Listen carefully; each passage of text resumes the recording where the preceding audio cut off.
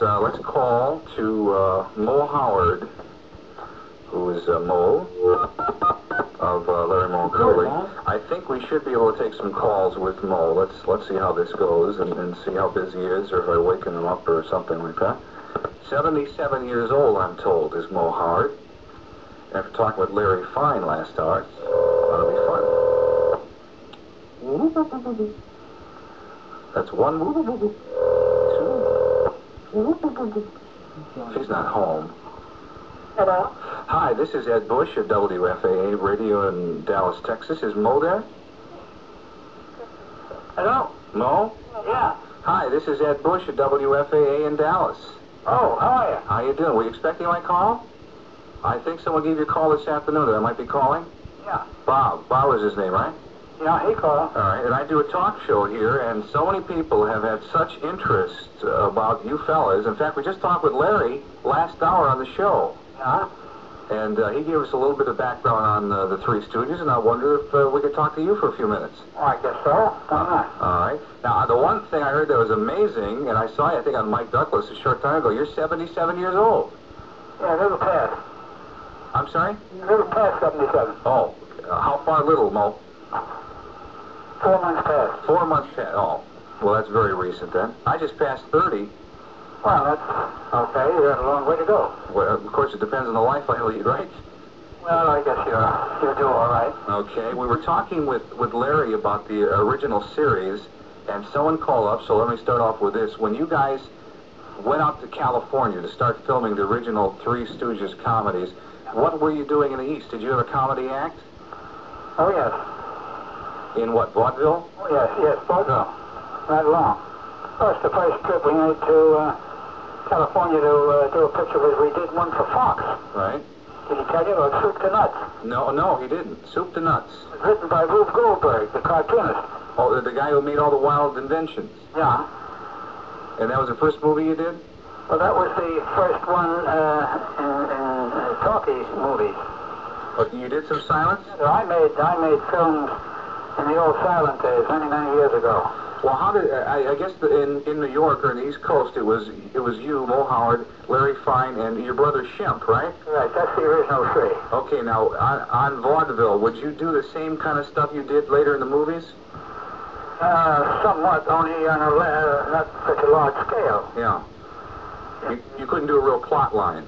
Uh-huh. You couldn't do a real big long plot on vaudeville. You couldn't go have time to plant anything. Yeah. Now, who came up with the idea for the haircuts, especially yours? Well, it wasn't just an idea to do it, but the haircut was born in a very odd way. I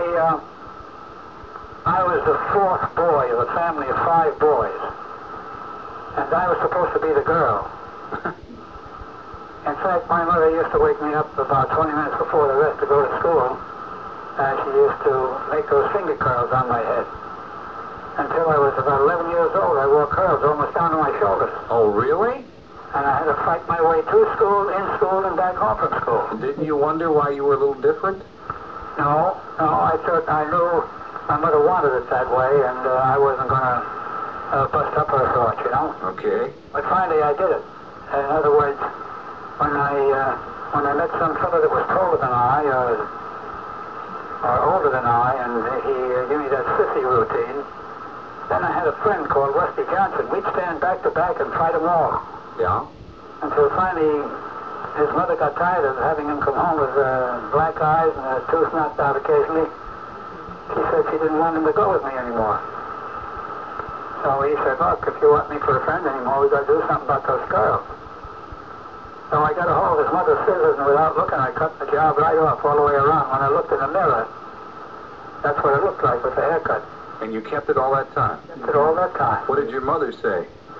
Well, she kind of was good about it because, first of all, I was afraid to go home. And I hid under the porch. We had a summer porch with underneath with lattice work around, you know? Yeah. And I hid under there till about 2 in the morning till I heard my mother say, you better call the police. And to look for you? Yeah, and then I started coughing lightly, like, you know, and made the cough a little louder, and then my father said, oh, there he is under the porch. And they pulled me out with a rake.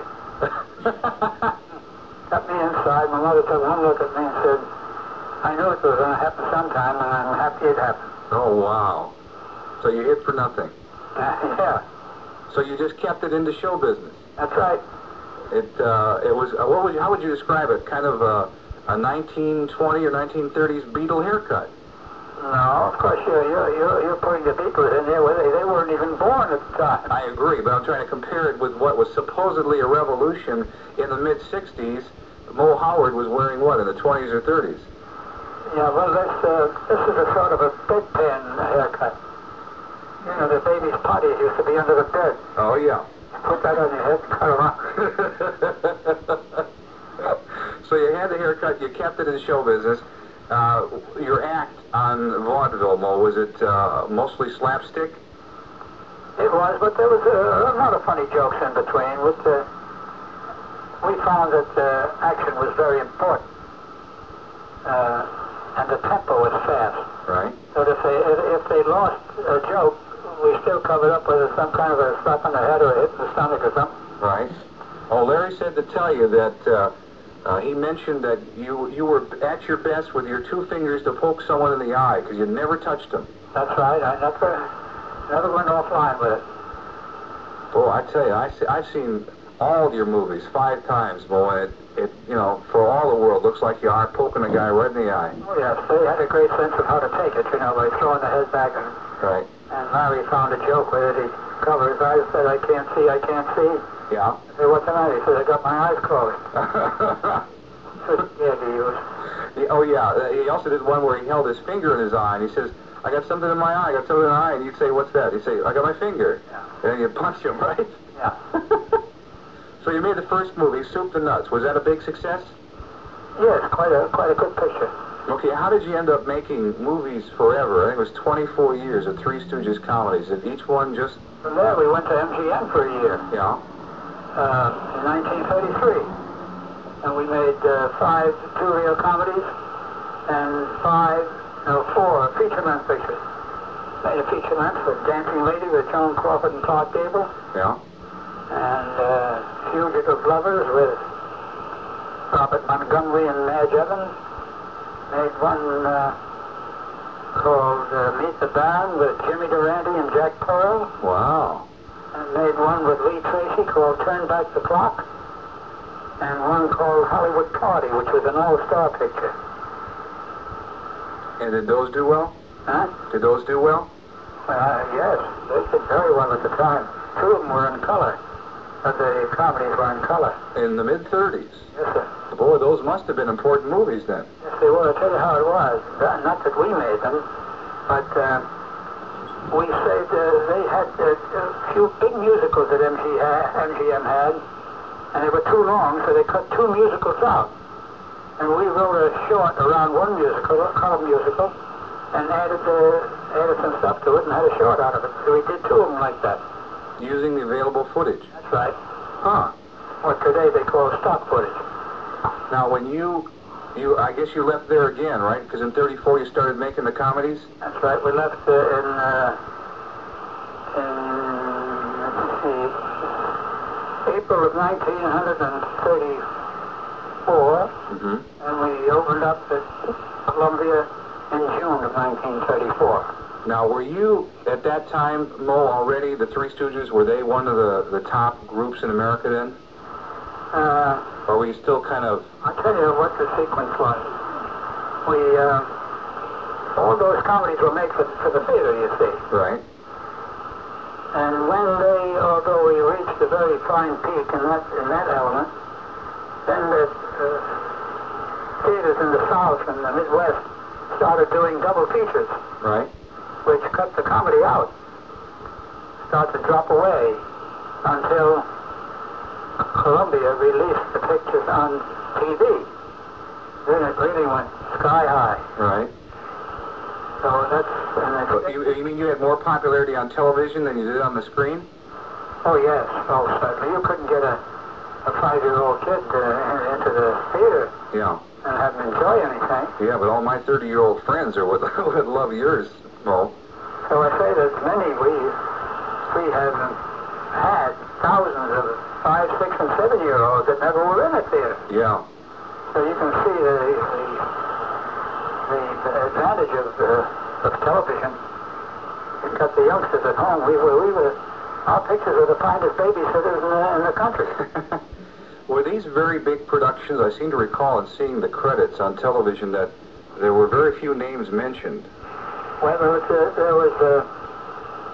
several that were mentioned practically in every one of them. Right. Vernon Dent, Buddy Jameson, Phil Van Zandt, Emil Sitka.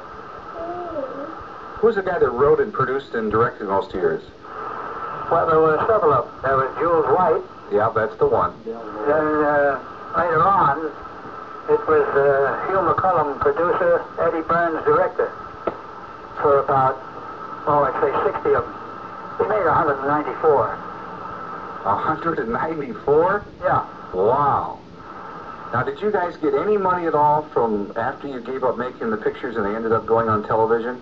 No. Nothing. No, you see, when we signed the contract with Columbia, there was no TV. Yeah. And no residuals. no, I tell you, there was a very mean clause in the contract, which I learned and never have forgotten. And it was worded like this. It said, Columbia Pictures Corporation has the perpetual rights to your likenesses, your voices, in mediums now known or to be invented. Wow. How do you like that? Then, of course, it could have been corrected if our charming governor, when he was president of Screen Actors Guild, Ronald Reagan. and a producer at the same time, which was a conflict of interest, Yeah. when he was producing pictures for General Electric, he fixed it so nobody could get residuals, only in pictures made after 1960. Oh. Charming fellow. I think you believe not. No, I believe not. You're correct. You had so many great things that I want to get into, and we have so many people calling, Mo, and yet I have the conflict that I have to do the newscast. I wonder, would you mind if I called you back in about 15 minutes and let some of the people talk with you? Oh, I don't mind at all. That'd be great. So if you'll hang up, I'll call you back in about 15 minutes, and we'll get some phone calls and let people talk to you, okay? Thank you, Mo. See you then. Bye. All right, bye-bye. Mo Howard of Larry, Mo, and Curly. We'll call him back after. We're now calling back Mo Howard of the Three Stooges. Mo of Larry, Mo, and Curly. And we'll be taking some phone calls very quickly with him. There's some people waiting on that. Hello. Hi, Mo. This is Ed Busch again. How you doing? Fine, sir. A couple of things I'd like to talk with you, and then we'll get those phone calls, all right? Sure. One of the things that I noticed, and maybe it was just me because I'm such a devotee, but when you would, not you, but when your director would learn a camera technique, such as one of them seemed to be throwing a pie. They learned to throw the pie into the camera. Throwing a knife. They started throwing the knife into the camera. They would do almost the whole movie. Yeah, well, that was in 3D. Oh, was that it? That's what it was. Oh, no kidding. 3D, Three Stooges. Yeah, and I'll tell you something else. Yeah. Any pie that you saw hitting someone else outside of me, I threw it. Oh, even off camera? Yeah. I have saved the studios by word of mouth. I've saved the studios thousands of dollars in time. And time was money. Right, because of film costs and so forth. By my accuracy with the pies. Because you didn't miss. Right, because if you threw at a woman and you hit her hair instead of her face, there was a shampoo and 20 minutes under a dryer. You hit her dress, there was a change of wardrobe and a whole thing all that time. Wow, yeah, I never thought about that. Never missed. What were those pies made out of, Mo? There was, we used to have a big pot. Oh, it was about a 20-gallon pot. And in there we mixed granulated pumpkin, ground pumpkin. Yeah. And we used flour, whipped cream, chocolate syrup, and blueberries. So it simply wasn't shaving cream. No. Now, you see, if you used regular pies like they make in the store and things like that, it would hit the face and slide off. Right. But what we made, it hit and stuck. And splattered. Splattered and covered the whole face. Wow. Wow, wow.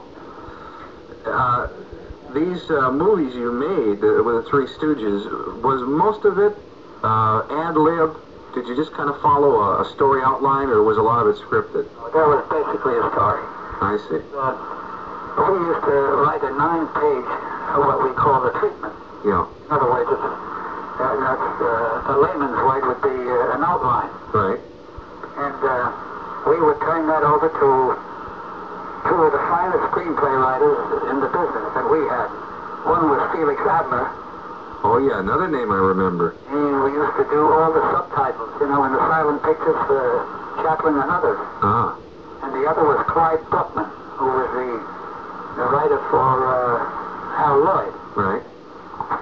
So we'd give them the treatment, and they would do a first draft of the script, 29 pages, from a 9-page treatment. Right.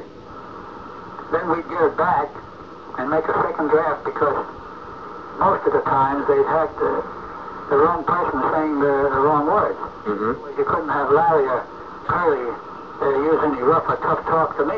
Right, because you were supposed to be the rough guy. Yeah. So I would place the dialogue where it belonged, and then we'd make the final draft. And how long would that be then? All this pre-production with the storyline ready for shooting would take about 3 weeks. And how many pages of script then? 29. 29. And then it could take us 3 days to do the picture. 3 days? Yeah. Is that very full, like 6 in the morning till 6 at night? No. No, we'd start about 8:30 in the morning. Yeah. And finish up about 5:30. So almost business hours? Yes. You see, we never rehearsed. Never? You couldn't rehearse because you'd lose the spontaneity. Yeah. So, you just went ahead and did it. How long would the film run? The early ones ran 18 minutes. And then later on they were cut down to 15. Is that what we're seeing on television then? Yes. 15 minutes? Yes, well you see 15 minutes, less a minute and a half for commercials. Right. And that would take you approximately 3 days to do? Yeah. Wow. Well, we got a lot of folks that want to talk to you, Mo. Just settle back and let's hear a few folks, all right? 263-4905, Ed Busch with Mo Howard of Larry, Mo, and Curly. Hello. Hello, Ed. Yeah. I'd like to ask Mo a couple of questions, please, if you don't mind. He's listening. Go right ahead. Okay. Mo? Yes. I'd like to ask you, are you married and do you have any kids? Am I married? Yeah, and do you have any kids? I'll answer the first question first. My wife, Helen, and I, on June the 7th, 1975, we will be married 50 years. Wow. Hooray. Yeah. And I'd like to know... Wait. Let's find out about the kids. Okay. The children, I have a daughter who has 2 sons, which makes me a grandfather. One son is 23 and the other one's 21. Then I have my son, who has one little baby girl, 6 years old.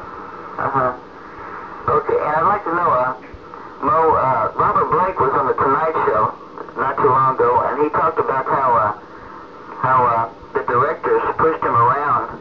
Oh, you're talking about the guy from the Little Rascals? Right, how they pushed him around, and I'd like to know how the directors were with you, Yeah, I don't think they pushed Mo around. You have a dead director on your hands. They pushed us around. Yeah, you guys were biggies, right? It's a question of biggies because, first of all, the directors that we worked with depended a lot on us because they didn't understand us, truly, because you couldn't put our type of work into words and make it sound funny because it wasn't funny talking about it. Yeah. It was only funny in the action that you did. In other words, a director would depend on his performers. A good director never told you what to do. He told you what not to do. You see? That's a good difference, yeah. Oh, sure, because he'd say, if he found something, he'd say, hey, Mo, I don't think you ought to do that piece over there because it's so far back from the camera, they won't realize what you're doing anyhow. Yeah, right. Those are the way those things operate, because if they said, hey, don't do that, anything like that, well, we just follow the picture up, that's all. Yeah. All right, 742-5700, Ed Busch with Mo Howard. Hello. Yeah, would you speak up, please, and go ahead, Mo's listening. Yes, Ed? Yeah. I'd like to ask him if he has any plans of, making any personal appearances. Are you doing any personal appearances, Mo? Just came back from appearing at the University of Buffalo in New York. Oh, you're making the rounds then. Oh, yes. I played the Selma College in Selma, West Virginia. Yeah. And I was asked to play the University of Michigan at East Lansing, but I couldn't make it. And also, is he going to make any on TV, like Johnny Carson or anything?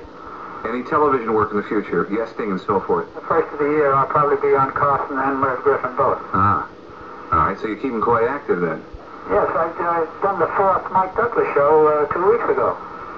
We won't see that for a while yet, probably. Well, it showed here on the 26th of this month. Oh, okay, then that must be what people saw. That's right, a couple of days ago, yeah. That's probably it. What are the university kids saying to you, Mo? I assume that you have some question and answer sessions, right? Yes, they wrote out cards so there wouldn't be bedlam in the audience. Right. And I answered everything. What they forgot to ask, I tell them anyhow. What kind of things are they interested in?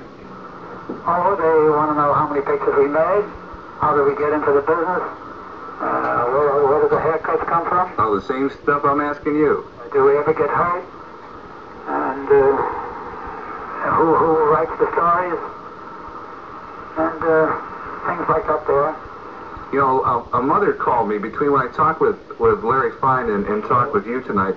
She said, would you please ask Mo if there's a problem with kids imitating the Three Stooges' actions, because she has a problem with her 6-year-old wanting to go around poking people in the eyes. Let me tell you, there was a great answer to that.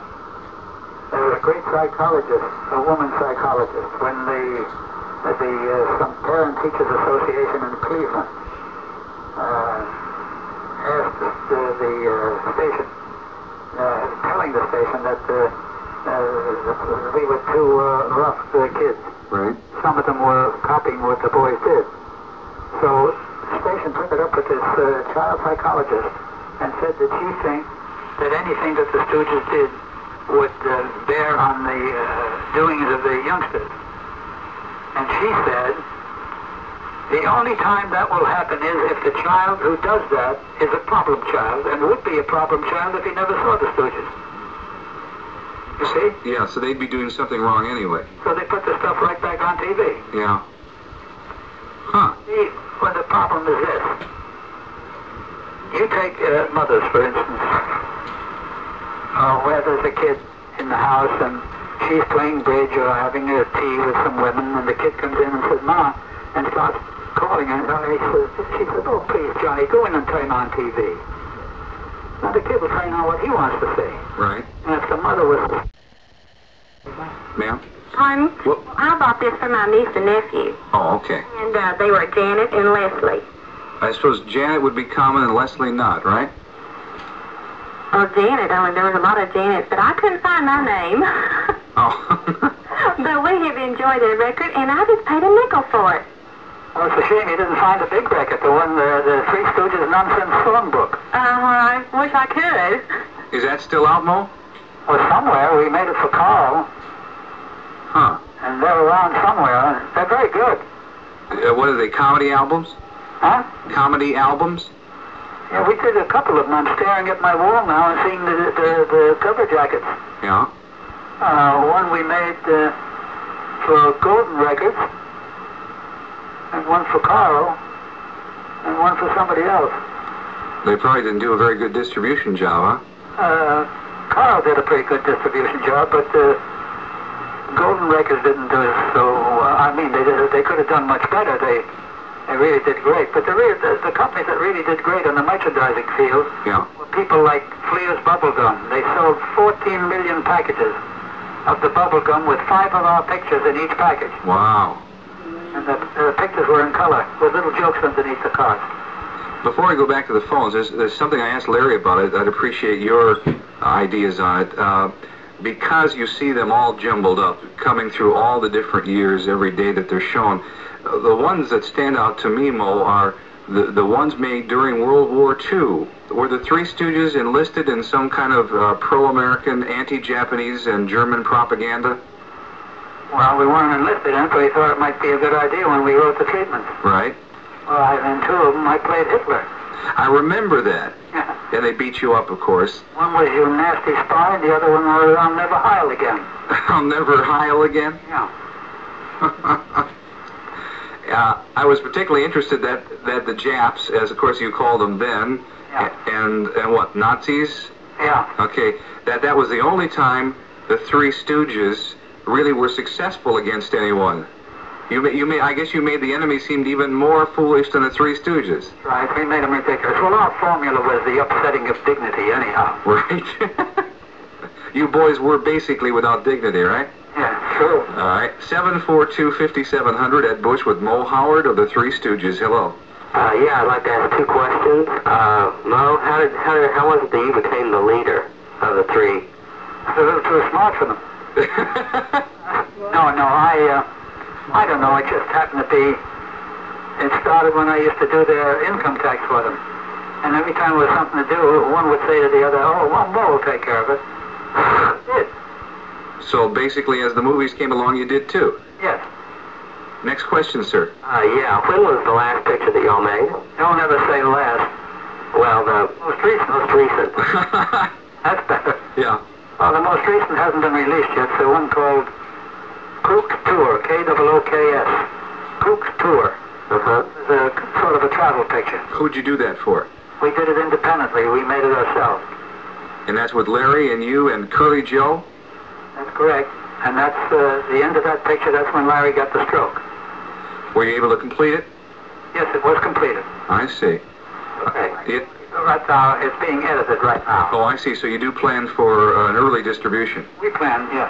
All right. 263-4905 at Busch with Mo Howard. Hello. Hello? Yeah, would you speak up, please? Mo Howard's listening. Go ahead with your question. Okay, I want to know, when did he first think of doing comedy? When did you first think of doing comedy professionally, Mo? Well, I didn't do comedy until 1922. Originally, I did all dramatic works in dramatic stock companies. I was on a showboat up and down the Mississippi River for 2 years. Wow. Even in that haircut? Yes, sir. Wow. And I played dramatic roles mostly. But beginning in 1922, I started doing comedy. And I enjoyed doing it. I could go right back to dramatic works without any difficulty. Mm-hmm. Any feelings about today's movies or television? Well, I think they could eliminate the sex pictures completely. Yeah. And I didn't see The Exorcist. I don't intend to. Yeah. I don't think that's really for human consumption to begin with. Mm-hmm. But they made a mint of money on it. Oh, yes. So that the public is very inquisitive, whether they want to see that or the bunch of sex stuff or anything else. How about the comedies? And there's a lot of comedies on television today. Any feelings about that? Well, you're speaking of people like Johnny Carson and... Well, Mary Tyler Moore, for instance, Bob Newhart. I don't watch that. Those are situation comedies. I tell you what I like. What? All in the Family. Right? I like Red Fox with his Sanford and Son. Right. I like the new one just now with Jack Albertson and the little Puerto Rican Hungarian boy. Oh, Chico and the Man. Yes. And Albertson's one of the finest performers in the business. And I like Cannon. Yeah. And I like Kojak. Yeah. And that's my diversification. And I like FBI. Are you at all embarrassed by some of the things you did in the pictures all these years later? I never gave it a thought that way. One thing I'm thinking about is whenever you did a spook movie, you usually had a 1930s or 1940 stereotype black with the rolling eyes and so forth. Yeah, well, there was never anybody take exception to it. Yeah. Dudley, his name was, I think, Dudley something. He was terrific. Very fine colored actor. We never, there was nothing, nobody made fun of him. He did his own funny stuff. Yeah. With us together, we never made fun of him as though, like, Step and Fetch It. Right. Yells in the yell, none of that stuff. Right. No, nobody ever called us on anything, only once.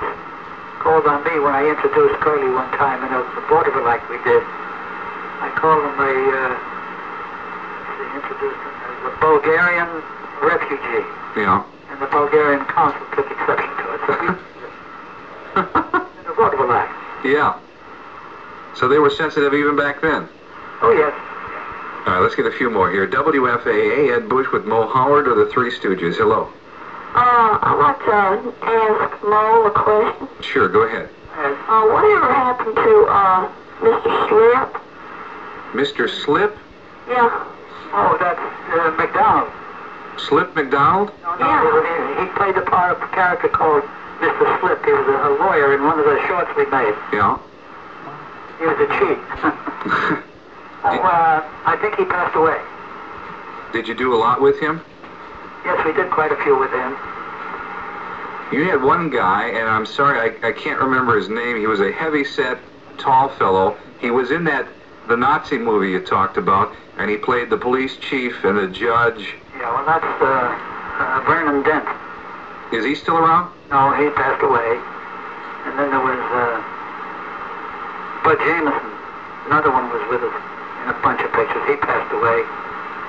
Phil Van Zandt, who was one of the good ones we had, he passed away. The only living ones that were with us over a number of our comedies was Amos Sitka. He's still around, working around. And Christine McIntyre, the beautiful blonde with a wonderful singing voice, great performer. Right. She's not working anymore. She's married, happily married, and is out of the business. But she's alive, kicking. On your set, was it a lot of fun and games, or was it down to business? Oh, yes. A lot of fun. You guys really enjoyed what you did. Oh, yes. Everybody on the set enjoyed. We always played little pranks and things like that. Would you sometimes throw a pie at someone else instead of who you're supposed to? No, like in those director's chairs, one of the cast would sit in the director's chair and we'd take a cigarette lighter and light the thing underneath till it got hot, you know. Then out of a can. Hi, WFAA, Ed Busch with Mo Howard. Hello. Yes, could I speak to Mo? Yeah, go ahead. Mo, I just want to let you know that I've been watching your shows for years. Maybe usually come on about 7 o'clock in the morning just before I go to work, and you really brought a lot of laughs in our family. There's one place I'd like to know: how in the world did you make that saw bend when you ran across Curly's head? That and oh yeah, when the teeth would come out all bent. all bent and everything. And then I remember one movie that I'd come out with that Curly was running up down the stairs, a long flight stair with a cube or a block of ice. And time they finally got it up there, it was just a little bitty old piece. But I just want to let you know that you brought a lot of laughs in our home. Thank you a lot. I didn't get the Okay, the bit where Curly was running up the long flight of stairs up the tenement house, starting off with a huge block of ice and ended up with an ice cube. turned out to be an ice cube when he got to the top. Yeah, how'd you do that? Well, this is done in cuts, in editing the film, you see. You see him running up there with the water dripping naturally from the ice. Right. By the time he got to the top, there was a cut of film into a close-up, and in that close-up, it was changed to a little cube of ice. And so it looked like it had shrunk. It's all done in the cutting. Yeah. And how about when you'd run the saw over the top of Larry's head and it would end up being all broken up? I'd run the thing with rubber teeth on it over his head, and then there was a cut mic into a close-up where I held the saw up to see what happened to it. Then those were lead teeth, bent from side to side. I see. It's done in the editing. It's cheating, you know what I mean. Yeah. When I originally rubbed it over his head, the teeth were made of rubber, cut the same way as a tooth would be. Mm-hmm. And you see those things bend as I went across his head. Then when I got into a close-up, turned it up, these leaden teeth were bent into different shapes. Very effective. Oh, yes, yes. WFAA, Ed Busch with Mo Howard. Hello. I'd like to know how many years that these dudes were together and approximately how many skits they performed. How many years were you together, Mo, and approximately how many skits did you do? We were together for 45 years, and for Columbia we did 194 comedies and 5 features. And MGM we did 5 shorts and 5 features. Independently we did about 6 features. I don't know, I remember starting we did 156 cartoons with our voices, Oh, yeah. and 40 of them had live beginnings and live endings. With the animation in the middle. Yes. So I honestly don't know how to count. I'll tell you this while you're on, young fella, and you, boss. Yeah, Ed, yeah. We appeared in all the Majestic theaters through Texas. Oh, really? Years ago, every Majestic theater. In Dallas, Houston, Fort Worth, Waco, San Antonio. Every one of those cities you listed can listen to this program tonight, Mo, so I imagine you're bringing back a lot of memories. Yeah, but some of them have some memories that I want to tell you about this. So the folks can hear if they're listening. All right. We played the theater Majestic in Dallas, and we had a joke in the act where I'd smack Larry on top, Curly on top of the head, and he'd fall to the floor, and he'd say, "You got me, son." Then I'd bend down and say to him, "Come on, talk to me. Say a few syllables." I say, "I better get a doctor." I say, and I turn to Larry and say, "Ask the audience if there's a doctor." Uh-huh. So he'd walk to the footlights and say, "Is there a doctor out there?" And the fellow from the stage would say, "Well, I'm a graduate of Baylor." He says, "I know, but we want a doctor." Well, you know what happened, don't you? What? The manager, after that, the matinee performance, said, "Say, did you boys ever have eggs thrown at you?" I said, "Well, you don't mind if you think it's funny, but you'll have to protect the curtain, you know." Yeah. No, he says, "You don't know what I mean." The students of Baylor and the alumni, they had, a woman told me from this grocery store that they had bought 5 cases of eggs that they were going to throw at the theater. Oh. They were going to hit us with them. And some of them had blown the eggs out and filled it with ammonia. Ooh. And taped the ends up. For smell. Yeah. So we didn't go on the stage that time. We sat in the audience, and I could see these women with little bags. Yeah, they were alumnus of something, you see. Go upstairs, we can throw better, I heard him say. Well, the result was that the manager made a speech, and I came out, and I explained to the student body that they'd have to forgive us, but this joke we localized in every theater we played in. Right. And we never got any reaction. But so long as they didn't like it, they can be sure that we definitely wouldn't do the joke again through the rest of our performances here in Dallas. Wow. We went out the theater. There was a stack of eggs piled up in the lobby. There must have been 1,000 of them. All intended for you. Yes. And you talked them out of it. Yeah. Did you have a favorite third stooge? I know, in talking with Larry tonight, he said there were 4 Curlys or Curly Joes. Did you have a favorite that you thought worked best with you guys? There was never, and there never will be a stooge as good as my kid brother Curly. Oh, he was your brother too? That was my younger brother. Oh, Shemp was also your brother? Shemp was my older brother. Oh. Yeah, he did. Woo, woo, woo, woo, woo. Yeah. Right. Curly, I just can't begin to express the little tricks that he had. You know, he was a hard study. And when he'd forget his lines, he'd fall to the floor and spin around like a top. Yeah. He remembered what he had to say, or he'd do backward kicks, or he'd lay on his shoulder and crawl like a snake. He did we never knew what he was going to do half the time. No, never another Curly. Wow. Shemp was good. Shemp was a different type of comic. Right. But Shemp was very good. Then, of course, we had this fellow, Joe Besser. He was cute, nice, but he was only with us for 3 years, and then we got a hold of Curly Joe DeRita. Right. In 1958 until 1971. He was clever. He came out of burlesque. He was a clever performer. And he was funny, but not Curly. He wasn't Curly. It was just the chemistry of all you guys and his wackiness, huh? Oh, yeah. I just can't begin to tell you how amazing he was at times. The little things that he used to do. He was a fella that weighed 210 pounds. He could, with one whack, he could have about knocked me into eternity with a punch. Yeah. And the only extent of his getting even with me was to bark at me He'll make a funny face at me.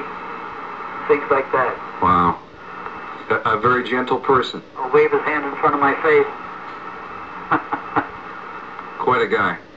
It was really great. Well, Mo, I appreciate so much talking with you tonight on really no notice, and so many people are interested in finding out what happened with the Three Stooges and what's happening with your life. I hope you don't mind if sometime in the future I could give you a call again and we could talk some more. Sure, I don't mind. All right. I don't mind. I enjoy talking to nice people. That's good. Thank you, Mo, and we'll be in touch. Okay. Good night. Good night. All right, bye-bye. Mo Howard of Larry, Moe, and Curly, the Three Stooges. Nice fella.